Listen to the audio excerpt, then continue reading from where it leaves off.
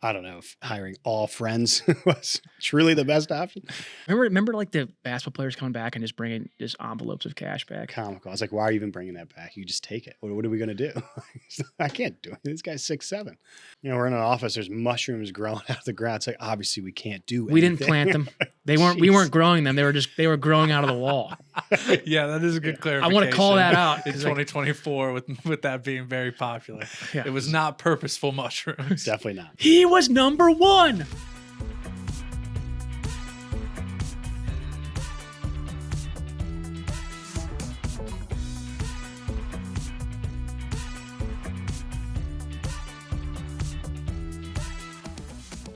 Can we start like in a place? I know we're talking about like in this phrases the question is like an internal team, but John started like talking about onboarding drivers. Mm-hmm. Like that's a massive part of this team and this company, obviously. Yep. Mm-hmm. Initially, like using the OU basketball team as your drivers, like them having the teamwork mentality and kind of bringing everyone along the line. Do you think there was something that played a figure in how you guys developed the company early on, or did that help at all, or was it anything like that?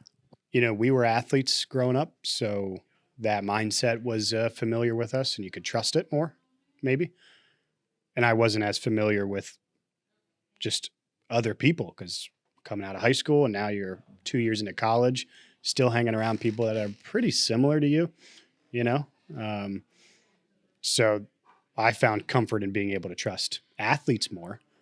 I don't know. I didn't really. The way I looked at drivers in college is, again, Jimmy's and Joe's, X's and O's right here, right? I wanted someone that was reliable, that I don't care what you look like. Do you want to take deliveries? Are you reliable? Like, are you going to show up for your shift, or like, are you going to try and steal from us? Like I didn't care who you were. We needed bodies essentially that you could trust. Yeah. That's for sure. Yeah, we would have drivers come over and meet us in our dorm. We talked to them about what it was and if they wanted to do it, basically. Hey, man, you want to switch? You want to take? You know, yeah. Remember, like the basketball players coming back and just bringing just envelopes of cash back. Comical. I was like, why are you even bringing that back? You just take it. What are we going to do? I can't do it. This guy's 6'7". Remember, our first driver for the basketball team was Trey Setti, beast. Oh yeah, he's great awesome guy, man. I hope he's still playing ball somewhere. I think he played overseas. Yeah, he was cool. He might have been in the G League for a little bit, but he was such a good dude. Yeah, so it was more just getting people to drive, and then it was getting people to show up, because it would always be who's morning shift on Saturday. You know, whole campus is hungover. Everyone starts to order, and it's like 6:59. You know, right before we open, and you could feel it that the guy's gonna no show. It's like I'm driving this morning. Well, it's like, okay, let's see if I can get, you know, one of my roommate's cars. And I got, you know, because of course they parked it, 5 miles away. So you just found any spot possible. You got to go find the car. Do you remember? Oh my God. I know you did this with some of our drivers. I know you'll admit it too. Like some of our drivers, like this goes back to I don't really care as long as you're taking deliveries. I don't really care what you were doing.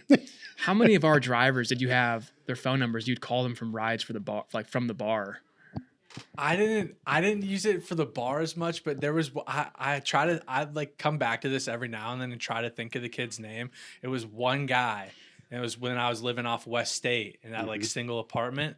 And I would hit him up like almost religiously every morning around like 9 or 10 a.m. and be like, hey, man, if you got a delivery, come swoop me, take me to Ping, then get that delivery. It was like every single morning. I'd be like, yo, you got a delivery? All right, come get me. How often than not did he actually take you to? I mean, 75% clip. Because they knew we didn't care. Did you at least tip him or something? No, 0%. No. That's it was thanks, man. Thanks, man. See you tomorrow morning. That's terrible, man. Yeah, I can't remember. He probably his name thought either. like, it's yeah. pretty. I don't know what he thought. Not great. Wow. When does it become just outside of you two? Then does that not really unfold until we leave OU and then walk? Who are the first people you start to bring on? What's that look like? What was the need you were trying to fill? And let's go from there. First person we brought on was my brother Dan. Mm-hmm. Okay, I had to convince him. My brother, Andrew, and I went to a place called Ponchos. It's in Green, down 241, and we took Don Ponchos. Ponchos, and I remember Andy telling me like, "Hey, I'll pitch this to Dan. Okay, you just be quiet. Because we didn't really know anything about restaurants, and we thought Dan was the restaurant expert. Yeah. Because he was the GM of My uncle's TGI? bar. Yeah, TGI Fridays or TGI Puckers at Fridays. the time. Yeah, something. And so I thought he knew a lot about, which he does. It's not he didn't, Yeah, but he's yeah. a general manager of TGI Fridays. Yeah. And I remember he wasn't happy there, and we were just getting the business going, back in Canton, Ohio. And he was single. He didn't have a family. Didn't have so a family. All right, might not need to make that much money. Maybe you could take a gamble with us.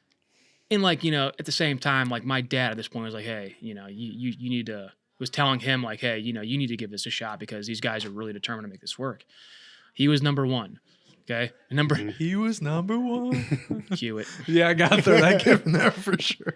You got to put Dan's face on the SpongeBob with the hat. He was number one. It was his hat, Mr. Krabs. He was number one.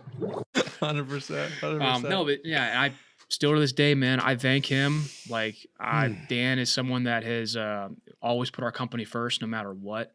I'm sure there's been a lot of times we butted heads, but he, so loyal to this business. So that was the first person that we brought on. And then from there, like you kind of mentioned, like you just needed someone who knew restaurants. You need another body. Like, were there qualities or skills you were looking for early on when you're first bringing other people in the business, or you're just saying, hey, we need help. We're trying to expand, but we don't have the manpower right now. We'll take anything we can get. For me, it was back to the trust, though. Yeah. And that's why we stuck with a lot of people that we knew. Yeah. Because a lot of people that we didn't know didn't pan out well. No. Right? All different types of positions. But the friends, it was like, okay, I trust that this guy's going to work hard. I've seen him do this, this, and this. I don't know if hiring all friends was truly the best option, but that was an easy way to trust early on. Yeah, I think 2018, it was the Jackson Boys Club for a minute. Because at that point, you got Jimmy came on full time. Darian, we convinced him to come on full time. He was driving while he was getting his MBA and then hated his corporate job at wherever he was working at. When did you come on full time? Later that year, didn't you? Okay. Yeah. Like I think D, Jim, Christian, me, Mitch were all 2018. Yeah, Christian, I met him taking a delivery. Crazy. Mitch played baseball with him. Incredible pitcher, like one of the best I've ever played with or against. We sold roofs with Mitch. Yeah, we sold roofs with Mitch. We Knocked on did doors. roofing with you, Ben. We're not roofing, the pressure washing business with you. Staining decks. So terrible. Hey, you missed this whole section. I was so good at that. We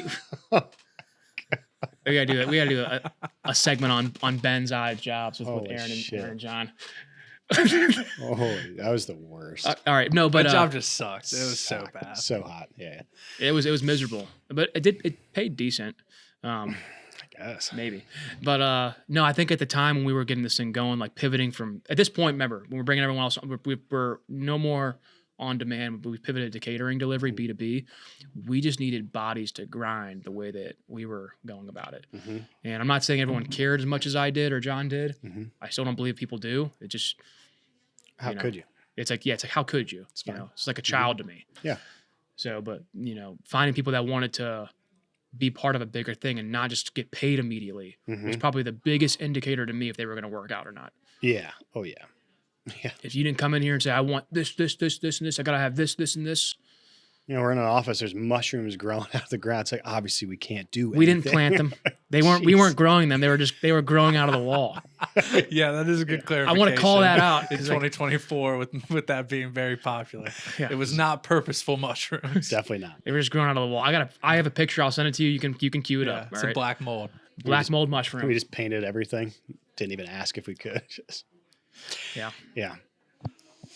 What about, so as you scale the company, right? So, we're in terms of like a timeline, we don't have to operate off that, but 2018, we're now, I know some people came and went in 2018 too. So like as I was joining, it was maybe a team of like 6, 7, 8. Yeah, maybe. I think Gindy left, right before I got hired. Maybe. So I think in terms of like a number of people, we're definitely still under 10. Yeah, I sure. want to talk about that real quick because, I think that's one of the biggest mistakes John and I ever made in this business. Oh, my God. Not necessarily, letting him go. But for some context, Sam is a very good friend of ours, right? Grew up together with him. John's way more closer. I think, John, you're in his wedding, aren't you? So phenomenal person. November, baby. Yeah. Phenomenal person. Yep. Great guy. But, didn't see eye to eye with him on a lot of things business-wise in our business. And, And he also owned his own landscaping company coming in, so he's used to, being more of a business owner. So he brought that, I think, which was an asset. But we were so just focused. I mean, I remember I was just on the road the whole time. I think I remember being in Virginia Beach and getting in arguments, and then I just remember so much. The business was not So much stress. It was not run the way it should have been back then. Again, we were still people trying to find and some traction in the market, make some money, get sales, that stuff. So it was more just like, hey, grind and figure it out. It's not like a typical company. And I think one of the biggest mistakes I can think of that, I'll take blame for this, man, is that I didn't let him go personally. I was too scared. Yep. And it took the easy way out. And man, do I wish I would have, because being an entrepreneur is hard, and that shouldn't be an easy thing, right? If you bring someone on, you paint a picture, and you tell the story about what we're going to be one day, and then 6 months later you send someone else in to do the job you are too scared to do. Yep. That's not me as a person. Yep. So I think that would be like when you talk about like finding and fostering the right talent. He might not have been the right person, but man, you got to look yourself in the mirror and say, I at least owe him the dignity. If you're going to let someone go, it doesn't have to be family or friends you're doing this with, right? Be anybody. But like, if you brought someone into your business, painted a picture, and like it's not working out, you at least owe them the decency of doing it yourself, like letting them go. Yeah, completely agree. And then in terms, so I wouldn't necessarily call that a hiring mistake. Then I would call it more like just dealing with the situation, maybe a little. You say fostering the right talent. It's like, yeah, it definitely wasn't fostered. That's for sure. Yeah, like the relationship wasn't worked on or developed. What do you learn from that then, and how do you correct that situation moving forward? Like now, I know both of you aren't necessarily in the people side of things here, but like moving forward, were you proactive about addressing situations like that? Definitely. I've never, ever once in this company since then let someone do my bidding for me. If I've wanted someone gone for whatever, I mean, not for whatever reason, but if they're getting in the way or not doing their job correctly, and like they directly report to me or they're involved with me in any capacity, like I raise my hand to have that conversation with them, because I owe that to people now. You can't take the easy way out as an entrepreneur. Because I mean, it's our job to make sure people are successful here. So if that doesn't happen, it's our fault. I mean, my brother David, I had to let him. I personally let him go because he no-showed a couple shifts. Yep. Like that wasn't easy. Was not easy to do. I have let go probably, a lot of people that I'll never put that burden on someone else ever again. Yeah, I think understanding the how critical we are to the success of the people. That was the big change in mindset. Let's talk about there's an entrepreneur that him and I are kind of dealing with right now and advising. A great startup, by the way. Okay, they're going to be like the aggregator for the streaming industry. All right, like the marketplace for it. Brilliant idea, great team. They've got some great backing. But one thing I can already tell with this is a first time founder is that he's facing similar challenges John and I did with keeping the right talent on and getting people, the wrong people off the bus. So I remember we had a round of golf with him, and he was talking to me about how, reluctant he was to let somebody go. And man, something I would teach, the 23 or 24-year-old Aaron right now is like, you hire fast and you fire faster. You don't have the luxury of time to keep people around 3, 4, 6 a year if things aren't panning out. It's not. Right? That's not just a one-liner to make you sound tough. You have to do that because you spend so much time on the culture and it's such a fragile thing. It's something that pushes the business forward. But if someone comes in and infects that, oh my gosh, that's just not worth it. And I'm not saying like, hey, someone shows up late for work one day or they make a mistake. Like, dude, we're humans. Yep. But I'm saying if it's a consistent problem and you've identified that this is not the right person long term at this company, do not only yourself a favor, but do them the decency of stopping wasting their time as well. You know, if someone would come to you and say, hey, can you rebuild the culture here because it's broken? I don't even know where you start. That is so much more difficult. So if you just weigh the two decisions, I mean, it's not even in the same ballpark. know, as you go from a company like Aaron mentioned, kind of like a boys club, a bunch of kids who went to high school together, grew up together, or you had some kind of relationship with them growing up, and now your company's growing, you need to hire, and you need to fill roles and positions that you maybe have never even attempted to before. But as the company scales, how do you maintain a quality of culture with the new team that you're bringing in? I think it's definitely the people you bring in really determine, right? If they're working hard, you don't want to have a culture of people not working hard and people not caring. So finding people that actually will care. But something we were always really good at is creating a vision, showing people that, hey, this is what the vision is, getting people to be behind the vision. You were really good at that. Yeah, I think, motivating individuals to show up, not just for a paycheck, was the foundational piece of the company, like how hard we work. That was the culture, right? It's like we all work hard. We have a great time. I mean, how many times did you and I sleep at the office? I mean, hundreds of times, I feel like. After 100 rolls of sushi. Oh, yeah, we'd eat sushi, get some Indian Watch food, The some Bob and Sopranos. curry. You'd Like, drink some Apothic Red out of drink a $10 bottle of wine. out of a coffee mug. Go to sleep, wake up, do it all over again. Yep. Work for 16 hours. Yeah. And people respected that. They respected seeing the hard work we would put in as the founders. I think that was the starting point of like building the culture we have today, of like hard work and not just being here for a paycheck. It would have been different if, Ben, we had an office like we did back in the day, and you see me and John rolling up in, the cars we drive now. Like it probably would have been a lot different than seeing us back then. And then I feel like the culture, man, goes back to like getting the right people on the bus, getting the wrong people off the bus. Yep. When you identify a vulnerability in your company that's affecting your culture negatively, get rid of that immediately. Yeah. You have to, or else you're going to have so much collateral damage. Like we have experienced before. We've had probably over 5 people that I can think of right now that negatively impacted our culture because they weren't behind what we were doing. Yeah. They didn't see eye to eye with and it's okay. It's going to happen. It might just be the wrong time for them. They might be in a place in their life that doesn't work out. They might be dealing with stuff and it leaks into the business. There's so many different reasons. So, I mean, sometimes it's just not the right time. And I always looked at it as that, not that deep. It's not that crazy. And I've They don't hate personally us. dealt with that, like having personal things leak into my decision making in this business, and it affects your mental so much. And like you might not be intentional, but that might have affected culture. Yeah. Listening to your employees and your people. I'm not just saying sending a survey out. Like literally listen to what they're telling you. Yep.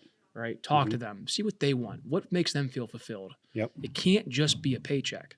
Yeah. Right. And some people, like in the beginning of when we started this, we were just trying to do it for money. So some people might be in that period of their life where it's just money. But a lot of people are past that and they want to be more fulfilled. Yeah. And you have to identify, what people want. I know we're kind of going on a tangent here, but another thing that I would tell you right now is like what's kept the culture great is that we have continued to invest in people over and over and over again. Time, money. Time, benefits. I feel like for the company size we are and the benefits we offer people, man, that is unheard of. I mean, we were so sick of people being like, yeah, but you don't have this or you don't have this, and no excuse, I think the thing that was the best framework for thinking about the people and the team and fostering talent and finding it was the book Good to Great, because it described your business as simply being a bus, and you just need to get the right people on the bus. You could figure out what job they should be doing later. Now, at this point in the business, it's different. That's more for a startup and you're growing really rapidly. And if you just have people in there who care, they're going to do whatever it takes to push the business forward. Some people will do sales. They might switch to operations the next week. We had 10 people and everyone's just doing different jobs often. Yeah, I think you did it. I did it. Ben, how many jobs have you had here? Driver, logistics, manager, Account content. Yeah, account Yeah. True. Yeah, I did some account like management. 4 yeah. different departments there. Yep. I mean, Yeah. gym, graphic design. Yep. He was driver relations. Yep. Dude, you guys Now he's doing e-commerce. So, yeah. Darian, same Yeah, thing, facts. Yep. So dude. Christian. that is specifically for startups as you're going really fast. You need to find the right people because the right people will. Yeah, you're gonna Push you wear forward. you're gonna wear so many different hats in a startup. It's Yep. just you can't go in there and expect to just do a 9 to 5 job description job. And it's not how it's gonna operate. Yep. It's just, So I think that to me was the most powerful thing. And you'd find the right seat later. Like people are still trying to find the right seat in some places of our business, right? So it's still happening. But I would say that's probably the most valuable framework. That I've Good to seen. great. You got the author name offhand? No. I had a feeling. not particular. Yeah, I couldn't get it either. Once people, I guess, find some semblance of that seat on the bus, we'll say, you have a coordinated team put together. We'll say, I don't know, now you're at 15, 20 employees, whatever you want to call it. How do you then begin to identify people as potential leaders within the team? And then what do you do to help them grow into larger roles and find more capacity within themselves? I think being a leader is being able to handle stress well. So you're seeing them in stressful situations. You're seeing where they break, how far they can bend. To keep moving, we had to give up a lot of decision making. Yeah. So seeing how people handle the power. Yeah. So as we got bigger, like you talk about, like what John just said a minute ago, like you had these Swiss Army knife people that could do 5 different jobs. As you get bigger, you need people to get more specialized, stay in a certain lane. Like especially when your business is to the size of ours now. Yeah. So I mean, one thing I'll do John's horn, man, is John. I'd say he started as the real like brains behind DeliverThat. I mean, I might have had the idea, but in college he was the brains. He was the strategy guy. It was not me. I was the grunt guy that go do the deliveries. It was not me. So, but over time, that evolved. I was the CEO, the leader for however many years, and John was a phenomenal right-hand man. President of the company. But it got to a point where, he was doing the company a disservice by sitting in that role. And something I always respected about you is that you're a lot like me. In fact, we're one and the same. Is that there's never been the ego has never been the ego. You just gave like such a wild look when you said that. I don't think you caught it, but it was so. Yeah, good. we're wired the same way. It's like we've always just wanted this to work. It hasn't been like about founder and CEO and president. I don't care about the title, man. Never have, and we were told that we need to have titles. Yeah, I remember we were like. You're like, who's going to be what? I was like, I don't care. I just know we have deliveries you got to go take tomorrow. And like, I know people like not us, a lot of other people in this company and other people in general care about their title. They work a lot. They work hard to have a certain title. So I get it. That wasn't what we were wired to do. Yeah. Okay. But he stepped down as president, took on a lesser role as, people officer and then like logistics. And, eventually it got to a point where I think maybe about a year and a half, 2 years ago, right? If you want to talk about that, yeah, I mean, you see, Darian took my position. It was so clear that he was better leader, just better for that role. You had no choice. Like, you want to keep this business, want this business to keep working, then you need to put the right people in the right seat. And that's just what it was. It just happened that I had to get out of the seat to let him sit in there. Yeah. Right. Still on the bus, just in a different seat now. For sure. An advisor. Absolutely. I think you're doing the most meaningful work that you could be for this company right now by advising, being the mentor, being a great sounding board. And I'm going through a similar process myself right now. Yep. I think everyone has a time, and you could take the company from 0 to $1 billion, or maybe you take it to 20 million or 10 million. Yeah. Everyone has different skill sets, and there's different skill sets needed at each stage. So maybe you have it all. I didn't have it all. Yeah. Could I learn it? Maybe. Potentially. Maybe. But yeah, I don't know. Yeah, it's like it was definitely very difficult kind of coming out of it, really thinking I failed. That's what it felt like to me. You have this thing called imposter syndrome, Mm-hmm. right? Or you have like an identity crisis. And yeah, I mean, I know you struggled with that for a little bit. Yeah, for sure. So Yeah, really don't want to do that again. That was not fun. But time heals it all, so it was fine. What about like you mentioned Darian stepping into that role as president? Now he's CEO and president. Christian, VP of partnerships, I think, as of recent.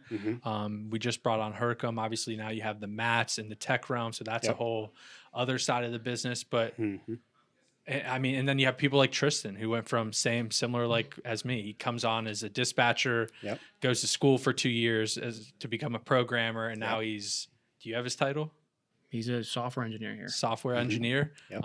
doing It's everything crazy. behind the scenes, which is that's like one of the more wild, I think, trajectories. Because I get way more satisfaction out of that, seeing how people have grown inside our company and the opportunities we're providing versus what position I have. You know, Do you think there's specifics in how you're able to identify that someone has that in them to be able to move upward?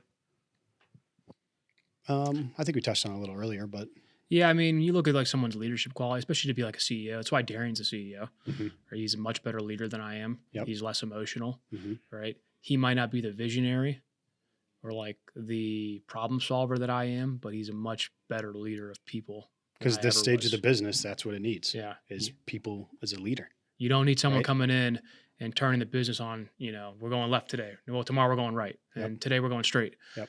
It's like when I stepped down as CEO and he took my job, I tell the story like I stepped down. And he took my job straight up. He was better for it. I told him that. Everyone knew that. Yep.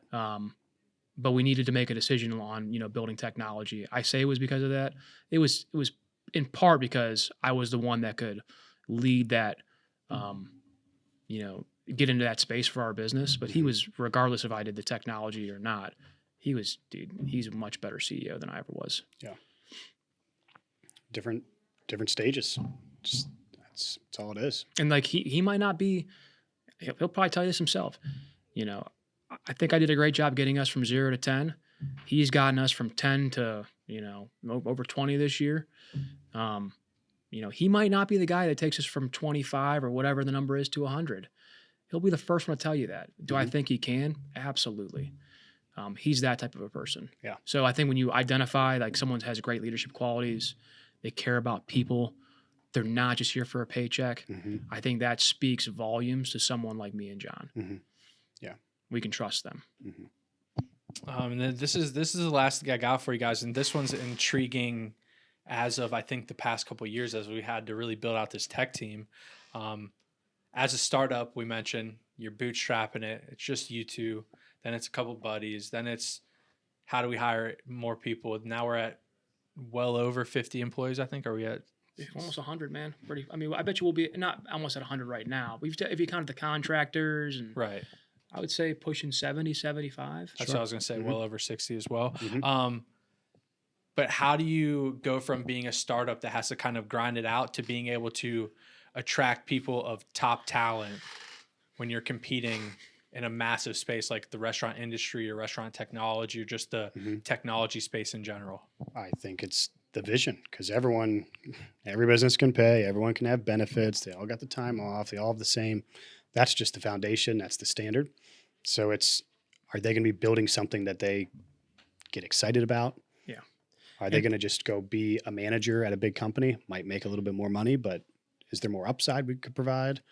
Is there phantom stock? Is there different things that we can help, get them excited about? That's something we've been really good at. The upside has to be there to get great talent like Matt Benzel, for example. It took some real convincing and selling to get him to join our team. But I think, we did a great job. He's heavily incentivized to build technology. Yep. And it's not just monetarily, right? Are you actually going to do something interesting? In 10 years, you're going to look back and say, that was really fun. Are they going to be fun to work with? Is it going to be fun to struggle together? Like, are you going to create good memories together? Like, those are the things that get people excited. Yeah. Like I said, having a good group of people to work with, great culture has done wonders for our business. It's allowed us to get a lot of great talent Yep. bought in for not just the money. Yep. You know? Yeah. So I think it's really just how you paint the vision, and if the vision is actually true and you actually execute on the vision, all of those things have to happen. So you're building something together.